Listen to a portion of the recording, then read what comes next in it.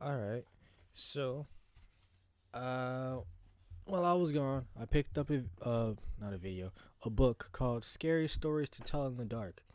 I know you've seen this movie, maybe. I know I have, and I'm going to read it.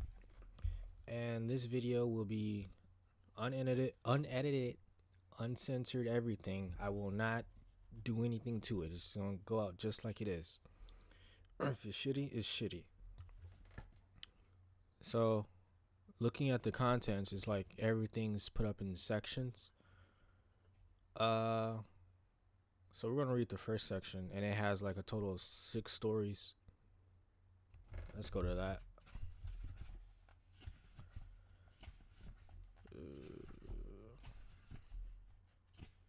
And it's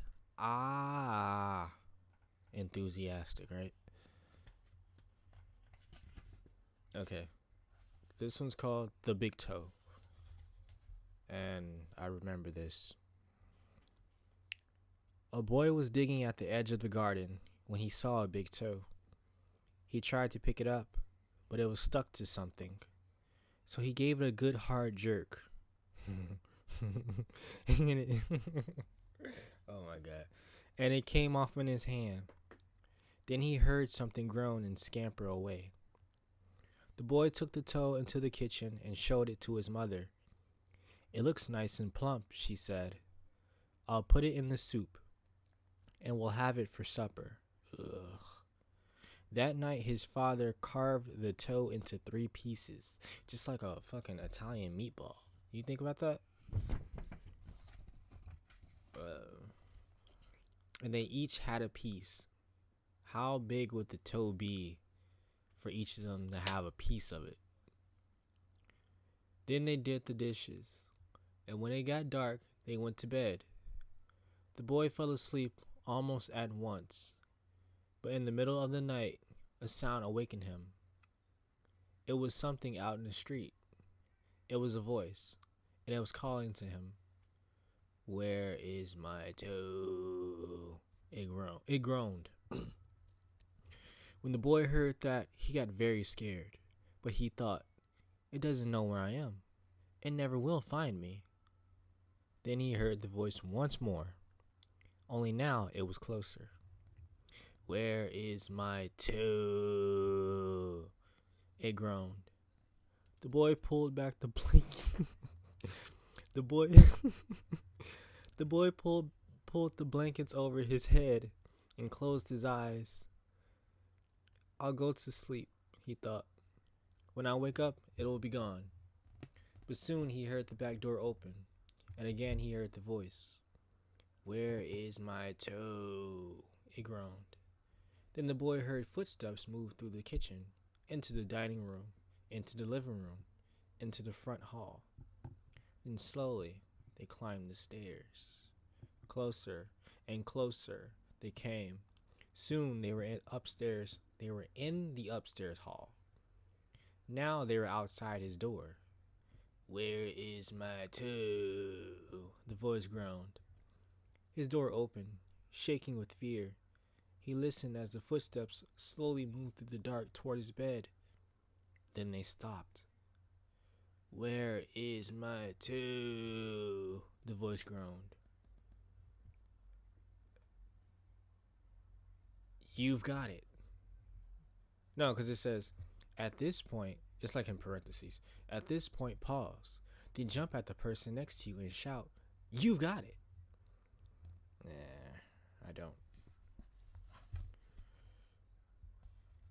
The big toe also has another ending. When the boy hears the voice calling for its toe, he finds a strange looking creature inside the chimney. Oh, that's not nice. The boy is so frightened he can't move. He just stands there and stares at it. Finally, he asks, What do you got such big eyes for? And the creature answers, To look through and through. To look through? To to look you through. Ooh, ooh. What? Okay. I wish I do without the stuttering. I feel like this is that one monster. I forgot his name in the movie. He came down the chimney in the police station, and he had like his body parts. Let's see. Well, what do you got? Wait, when they stutter like this, it throws me off so much. What you got? What you got such big claws? That doesn't even sound right. To scratch up your grave. Well, okay. I'm not even gonna do the stuttering. This is making me mad. What you got such a big mouth for? Such a big mouth for? To swallow you whole. Well, what you got such sharp teeth for? To chomp your bones. And again, another parentheses. As you give the last line, pounce on one of your friends. I have no one here but my cat, and he's looking at me like I'm an idiot. Okay, next story. It's called The Walk. My uncle was walking down a lonely dirt road one day. He came upon a man who also was walking down that road. The man looked The man looked at my uncle, and my uncle looked at the man. The man was the man was scared of my uncle, and my uncle was scared of that man. What the fuck is the point? Why? But they kept on walking, and it began to get dark. The man looked at my uncle, and my uncle looked at the man. The man was very scared of my uncle, and my uncle was very scared of that man. But they kept on walking, and they came to a big woods. And they came to a big woods. Huh? Typo.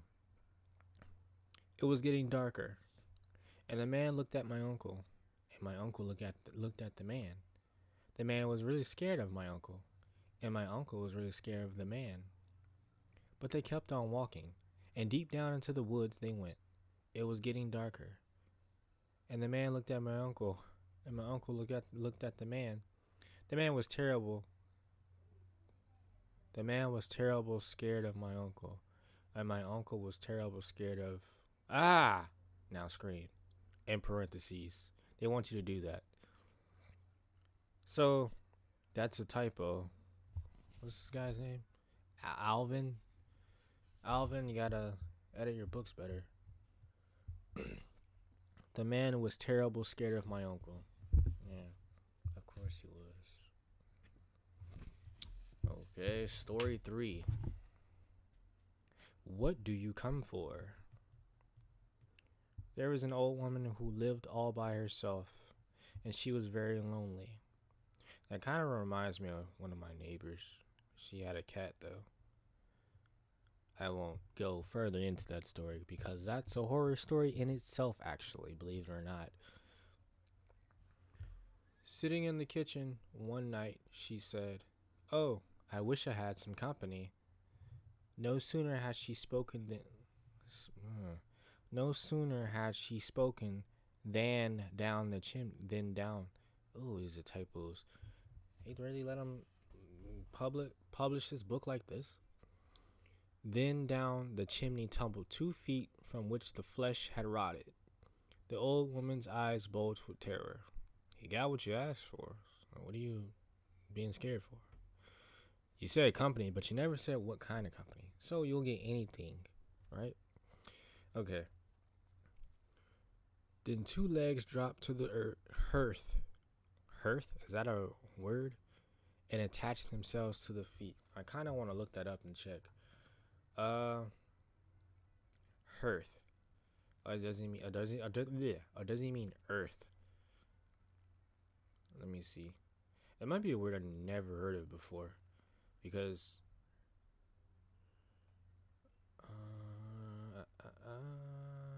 hearth. Yeah, that might be like a material or something. Yeah, from the chimney stuff. Brick, stone, or concrete area in front of a fireplace. So that's the hearth. Nice. Nice to have Google on hand, right? Where was I? Then a body tumbled down, then 2 arms, and a man's head. Is this that guy again? Gangling man, okay. Yeah, that's his name, Gangling Man. As the old woman watched, the parts came together into a great gangling man. The man danced around and around the room. Faster and faster he went. Then he stopped and he looked into her eyes. "What do you come for?" she asked in a small voice that shivered and shook. What do I come for?" he said. "I come for you." And in parentheses, they want you to do another request. As you shout the last words, stamp your foot and jump at someone nearby. And if I jump at my cat, he'll wake up and he's good enough sleep. Okay. And this is the fourth story. We're just flying through these really fast. What kind of language is this? Okay, hold on. I'm not even gonna skip over there. I'm just gonna make my way over there. We'll just tough through it. This story is called Me Tai Do T Walker. Me Tai Do T Walker. Okay. There was a haunted house where every night a bloody head fell down the chimney. You know, he has a fetish for chimneys. I don't know what that's for. It's kind of like Quentin Tarantino's fetish for feet. And he just throws every little symbolism feet in his movies. At least that's what people said. So nobody would stay there overnight. Then a rich man offered $200 to whoever would do it. And this boy said he would try if he could have his dog with him. Ooh. Okay, brave. So it was all settled. The very next night, the boy went to the house with his dog. To make it more cheerful, he started a fire in the fireplace. Then he sat in front of the fire and waited, and his dog waited with him. For a while, nothing happened. But a little after midnight, he heard someone singing softly and sadly off in the woods. The singing sounded something like this. Me Tai Do Ti Walker. It's just somebody singing, the boy told himself, but he was frightened. Then his dog answered the song. Softly and sadly it sang, Lenchi Kinchi Koli Moli Dingo Dingo. What? The boy could not believe his ears. His dog had never uttered a word before. Then a few minutes later, he heard the sing again. So the dog actually talked. The boy could not believe his ears. His dog had never uttered a word before, so his dog was talking. Lenchi Kenchi Koli Moli Dingo Dingo. Okay. Now it was closer and louder, but the words were the same. Me Tai Do Ti Walker. This time the boy tried to stop his dog from answering. He was afraid that whoever was singing would hear it and come after them, but his dog paid no attention, and again it sang. Lenchi Kenchi Koli Moli Dingo Dingo. So, I'm thinking something's wrong with this fucking dog. A half hour later, the boy heard the singing again. Now it was in the backyard, and the song was the same. Me Tai Do Ti Walker.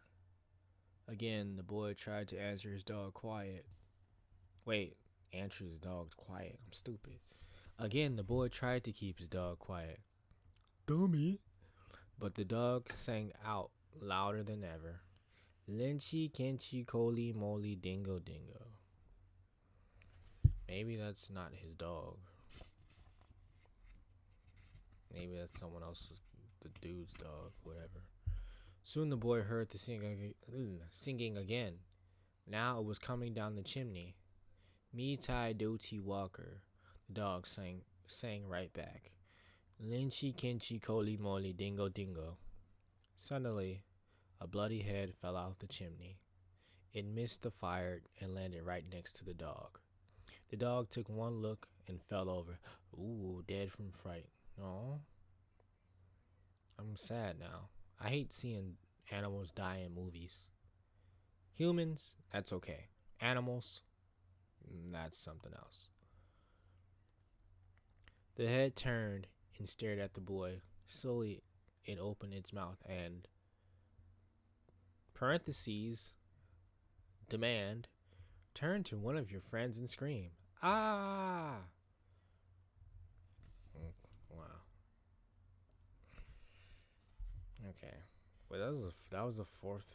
Hold on, I think that was a fourth story. Three, one, two, three. Yeah, it's fourth. So we're on the fifth one now. And the fifth one is a poem.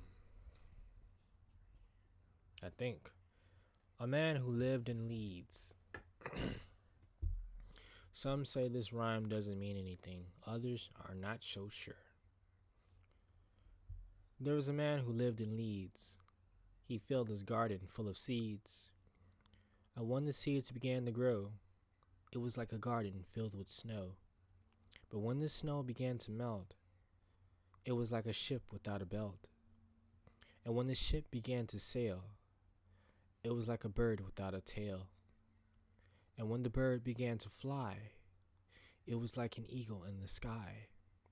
And when the sky began to roar, it was like a lion at my door. And when the door began to crack, it was like a penknife in my back.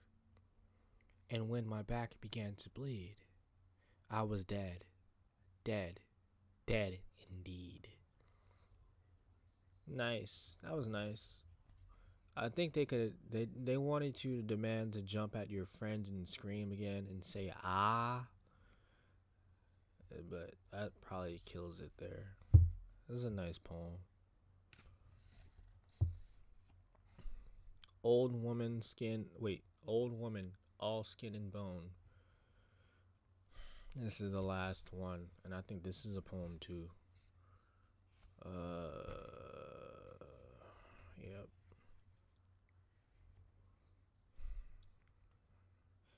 There was an old woman, all skin and bone, who lived near the graveyard, all alone. Ooh, she thought she'd go to church one day to hear the parson preach and pray. Ooh. And don't think I'm saying ooh because ooh. That's what it says in the book. And when she came to the church house style, she thought she'd stop and rest a while. Ooh. When she came up to the door, she thought she'd stop and rest some more. Fuck that. But when she turned and looked around, she saw a corpse upon the ground. From its nose down to its chin, the worms crawled out and the worms crawled in. Ooh. You know, they cued me to actually say ooh, but I said ooh involuntarily on my own because of that line there. The worms crawled, from its nose down to its chin, the worms crawled out and the worms crawled in. Ah, yes, fuck yeah. Okay. The woman to the preacher said, Shall I look like that when I am dead? The preacher to the woman said, You'll look like that when you are dead. The preacher to the woman said, You'll look like that when you are dead. I don't get it. I guess he is actually answering her question. Cause I was thinking maybe it was some kind of weird twist, but apparently not. And they want you to demand in parentheses, ah. And we're not doing that. So far, okay, we've read all the stories, all six stories. There's more sections to go. Maybe I'll read the next section tomorrow. Same as today, uncensored, unedited, everything off the head. But I don't know. Let's see. Let me look back at some of these. Big Toe.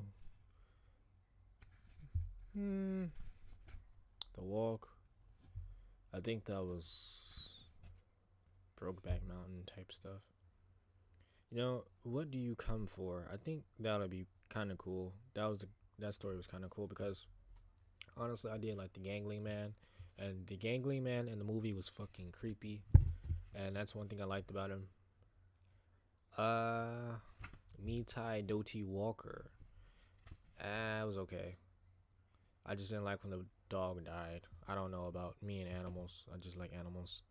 They don't. I don't like when they die in movies or birds. What? Books. And I gotta say, A Man Who Lived in Leeds. That was an awesome ass poem there. So I think in this whole section, while the stories aren't bad, I like two of them. Two of the stories. Well, one story and one poem. And the big toe. This was in the movie, but it didn't go down like this. Well, it did, but it didn't. It was the mom who was plucking shit out the garden and making a soup, and the kid was just at home. He ate it. It looked like a meatball, but it was actually a toe. And then he gets fucking stalked by some zombie ghost woman bitch and pulled under the bed into nowhere land. Yeah. Overall, so far, pretty cool. I think this book was probably meant for elementary school teachers to read to their children for Halloween. That's what I'm thinking. Because of the things, it's just like, oh, be by your friends or some shit to have fun. Who knows? Other than that, I enjoyed this book. Well, part of it. And I guess tomorrow or whenever we will read. The section, he heard footsteps coming up the cellar stairs. This should be nice. Right? Right.